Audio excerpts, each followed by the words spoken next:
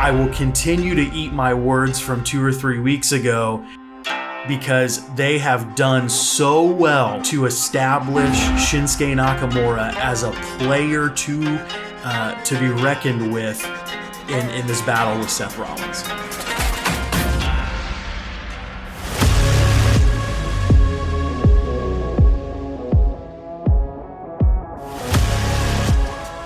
Welcome back to Wrestle Chat TV, my friends. Hi, it's the AntMan. Michael Glavin here, too. Back to talk Monday Night Raw in the Raw Review, episode number 2 here, like a campfire on the following morning. I'm pretty confident that there's still some embers smoldering today with the heat of that Quebec City crowd last night, on fire to see hometown boys Sami Zayn and Kevin Owens return as a tag team last night.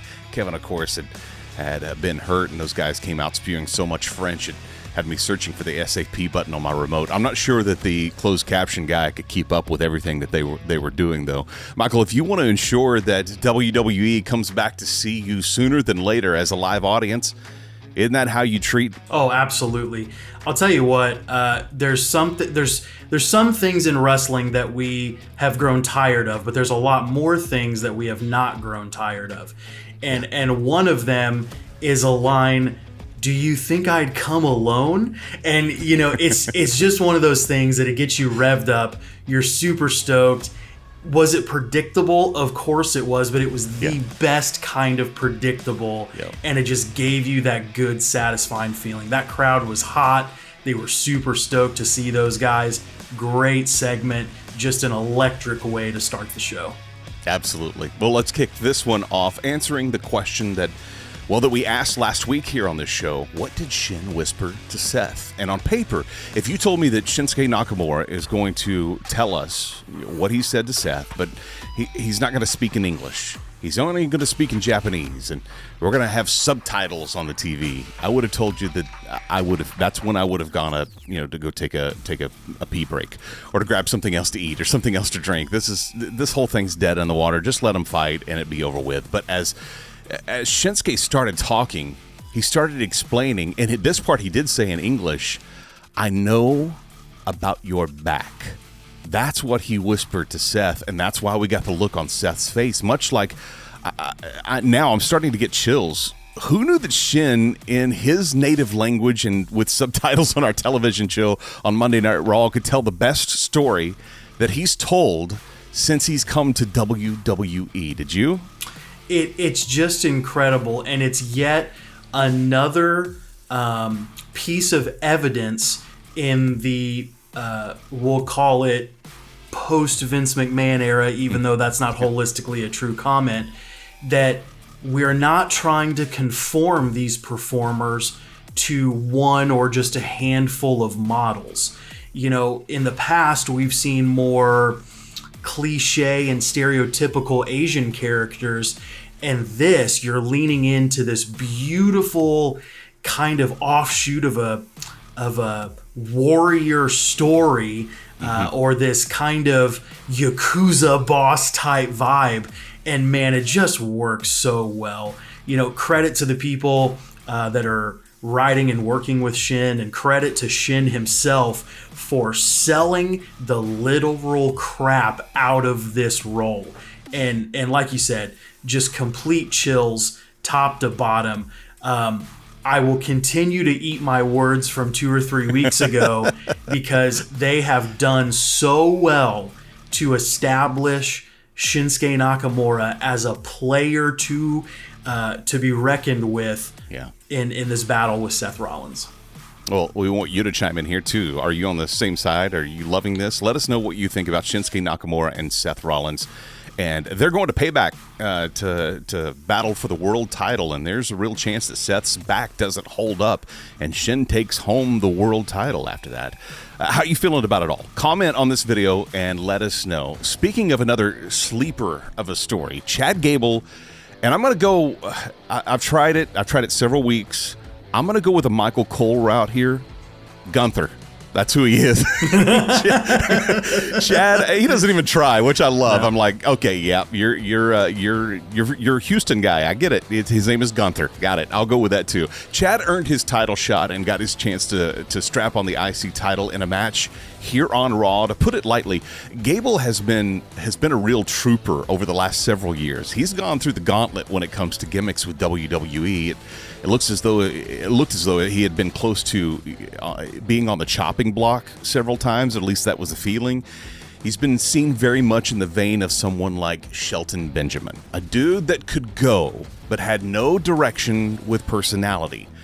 That's until Chad Gable held his fingers to his lips and shouted, "Shush!" You combine that character, that crowd caught on to, and his second-to-none shooter-style wrestling, and you end up with a legit challenger for the ring general. And I'm not sure that we were expecting that from him. We saw him get kind of the Dusty treatment last night. He got the victory over Gunther via a countout, so the title didn't change hands, but Gable is the first to get a victory over Gunther. How do you feel about this showing from Chad Gable last night? Holy moly, man. People are going to think WWE paid us for this episode. I know, they are. Because you go all the way back to Jason Jordan and Chad Gable. Mm-hmm. And Chad Gable never, it's not that anybody was ever taking a dump on him or anything. He was always super talented, but the focus was more on Jason Jordan as they were coming up through the ranks. Obviously the guy can go, and we've seen that time and time and time again. And here's the thing, to be honest, I'm not into shoosh. Like it's not my personal thing. I know it resonates with the crowd, but holy crap, when you see that guy go, it is just incredible what that guy can do, especially with guys that have such a size difference like Gunther. And then you fast forward to what's happening right now.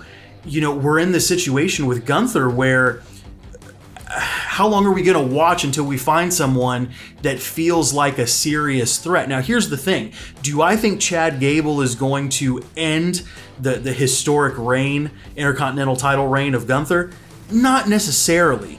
But what I'm doing is I'm actually anticipating and excited to see these two guys go, because I believe Chad Gable is capable of doing it, not just from a character perspective, but from a physical perspective. And so I will take as much as they're willing to give of this program, because, man, it has just been straight dollar bills the whole way. Well, and I think that might even be the bigger deal is, is Gable going to take the strap off of Gunther? Storyline, that's up to the writers. Mm-hmm. The point is he convincing enough? Mm-hmm. Does he look like he can? Does he act like he can? Does he give you the impression that I think he might actually win this? He does that for me. Mm-hmm. And it's funny. You see the height difference when they're standing next to each other in the match.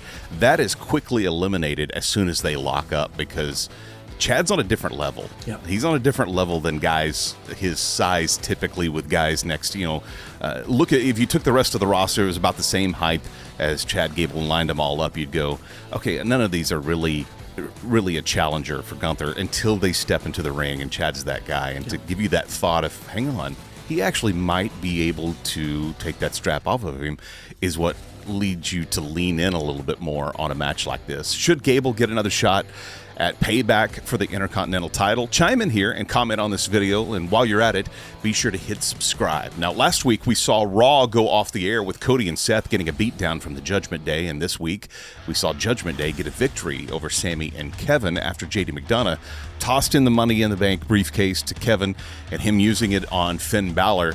But that just set up a six-man tag to kick off after the commercial break, I should say, with Cody running to the ring.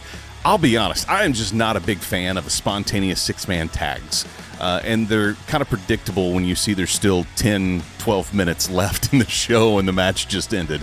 It's overused in WWE. It's become predictable. But this one was good. And if it gave the whole crew a chance to get even, as they did with Judgment Day when it was all said and done, in my opinion, it was a little weak to end a show like this, seeing as how hot the crowd was for Sami and Kevin.